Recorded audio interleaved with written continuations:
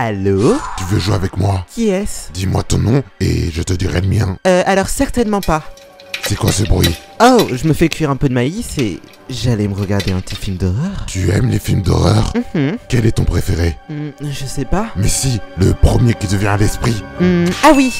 50 nuances plus sombres.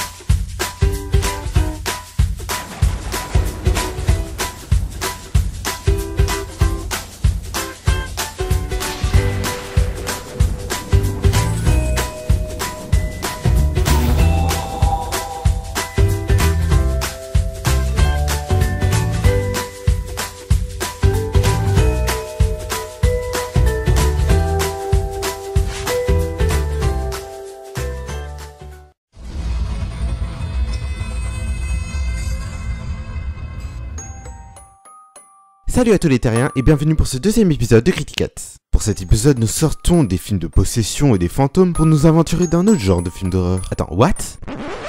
Oui, alors, si vous avez regardé un minimum de films d'horreur, vous avez sans doute remarqué que nous ne pouvons pas les ranger dans un seul et simple panier.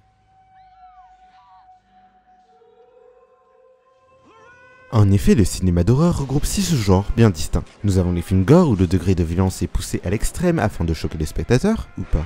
Des survivals mettant généralement en scène une course-poursuite tueur-victime, généralement à cause de vengeance. Eh mais il a volé mon biscuit! Des huis clos qui sont en fait des thrillers dans des lieux fermés, avec généralement peu de personnages. Les films de épouvante qui sont destinés à faire peur sans pour autant être violents. Les thrillers qui mettent en avant le suspense par rapport à l'horreur. Et enfin les slashers qui mettent en scène les meurtres d'un tueur psychopathe. Et donc oui, vous avez compris, nous allons parler de slashers.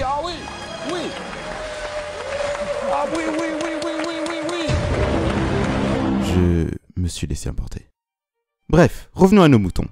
Scream est un film d'horreur américain sorti en 1996 et réalisé par Wes Craven. Réalisateur incontournable dans les milieux des films d'horreur, notamment pour Les Griffes de la Nuit par exemple, ou encore La Colline à des yeux. Mais lorsqu'on parle de ce réalisateur, c'est plutôt pour faire référence à son chef-d'œuvre, Scream. Ce film nous donne un regard nouveau sur le genre des slashers. Il a ce, comment dirais-je, ce petit truc qui nous accroche, vous voyez. Comme quand on torture des bébés chauds. Non? Non, rien. Mais en fait, de quoi ça parle, Scream? Mais très bonne question. Ok, donc le mec sait pas du tout faire de transition. Tout commence avec la mort de Casey, une pauvre étudiante vivant dans la ville de Woodsboro. Ville dont le calme est perturbé par l'arrivée d'un psychopathe portant en masse de fantômes tristes. Je suis très méchant. Il faut savoir que ce psychopathe est un petit rigolo. En effet, il s'inspire des slashers de l'époque afin de tuer ses victimes. Vous savez, les clichés un peu nuls du genre « Je reviens tout de suite ». C'est sérieusement nul, ne dis jamais ça. Malheureusement, le meurtre de Casey n'est que le début. Il semble que la véritable cible du tueur soit Sidney Prescott, incarné par Neve Campbell, notamment connue pour... Vous avez compris. Sidney est une fille avec un passé assez troublé, j'ai l'impression d'être un journaliste. Il y a un an, la mère de Sidney a été violée puis assassinée dans un cas très médiatisé. C'est pour cela que quand les meurtres recommencent dans cette ville assez paisible, que les médias en profitent pour rentrer dans la vie de Sidney. Mais pourquoi un tel acharnement? Ouais, je sais, j'ai un jeu d'acteur très développé.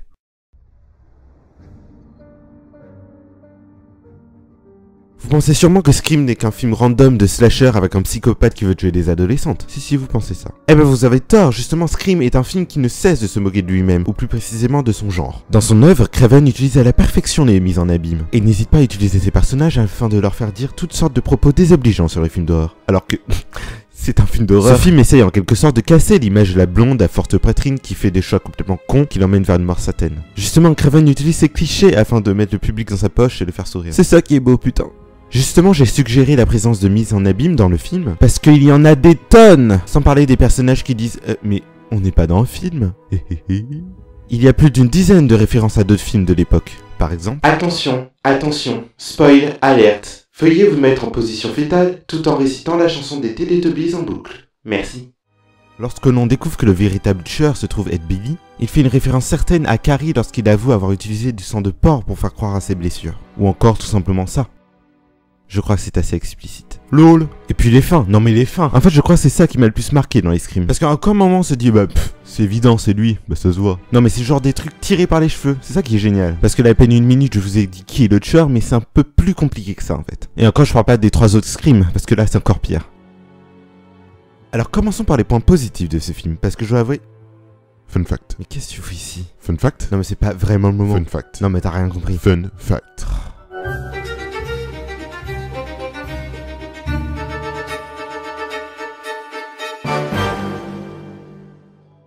Vous savez, jouer la terreur, c'est très compliqué, même pour certains acteurs. C'est pour cela que Wes Craven a utilisé son petit coup de pouce pour terroriser Drew Barrymore. En faisant quoi? En lui racontant des histoires d'animaux torturés. Bon, inutile de préciser qu'elle adore les animaux, bien sûr. Eh ben tu sais ce que c'est ça? Eh ben c'est les organes de ta maman. Eh ben oui, c'est ce que t'as mangé à midi. Ben oui, t'es content. Ben oui, ta maman est morte et tu l'as mangée. Juste un nombre? 200. Oui, c'est très beaucoup, mais je ne parle pas de centimètres. C'est bien 200 litres de faux sang qui ont été utilisés pour faire ce film. Voilà, petite anecdote en passant. Oui, bon, non, d'accord, bon, ça va. Alors, si c'est pour présenter des fun facts aussi pourris, on pourra jamais faire ce qu'on avait. T'inquiète, de toutes les façons, j'ai presque fini. Vous ne vous êtes jamais demandé l'origine de ce masque? Et voilà que je te balance des questions rhétoriques. Non mais c'est vrai, ça peut être intéressant. Pourquoi un tel masque? D'où ça vient? Quelle est son histoire? En fait, il a juste trouvé ce masque par hasard, il s'est dit « Ah bah tiens, pourquoi pas l'utiliser pour le film ?» C'était vraiment très intéressant.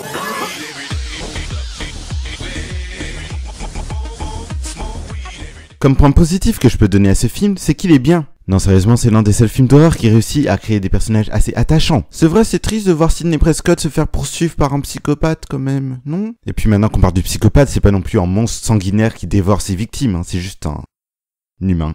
En point négatif, là pas vraiment de point négatif. S'il faut vraiment chipoter, c'est que l'histoire se répète sans cesse du premier Scream au 4ème. Toujours la même histoire, la Sidney qui se fait poursuivre par un psychopathe et tout ça. Mais la fin, on s'y attend pas, c'est ça qui est bien. Mais en point négatif, non, là j'en vois pas, à part ça. Ah ouais, genre tu parles pas du tout du sexisme quoi. Mais ta gueule!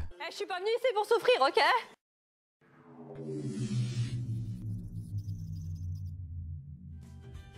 Alors, est-ce que je peux vous conseiller ce film? Je pense que oui. Alors selon moi, on peut regarder Scream, même si on est un fan ou non des films d'horreur, même si on en a vu des tonnes ou pas. Ça reste un film culte, donc quand même, oui, il faut l'avoir vu quand même. C'est un bon film. Et oui, c'est déjà la fin de ce deuxième épisode, j'espère que ça vous aura plu. En tout cas, moi, ça m'a plu. Je vous dis au revoir et à bientôt pour un nouvel épisode de Criticats.